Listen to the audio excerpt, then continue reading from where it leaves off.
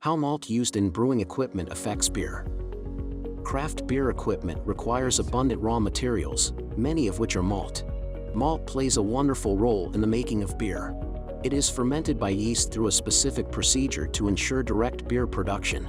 Rooftop brewers will explain how the malt used in the manufacture of beer equipment affects beer.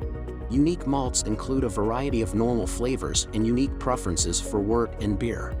Good malt can improve the mellowness of beer and has a profound impact on the taste of malt. Adding an appropriate amount of kola malt and wheat malt can improve the foaming efficiency of beer. As crystalline malt gains traction in the market, start experimenting with the right amount of crystallized malt to expand the foam retention efficiency of the beer. Lactic acid malt is often used to make craft beer equipment. It is representative of a unique malt that enhances the top quality of beer by promoting development. Mash containing a certain amount of lactic malt is an organic acidification. Readjust the pH of the mash, enhance the enzymatic tasks in the mash. Enhances polyphenol profile and makes beer preference better, safer, and more efficient. When using malt, verify its high quality very carefully.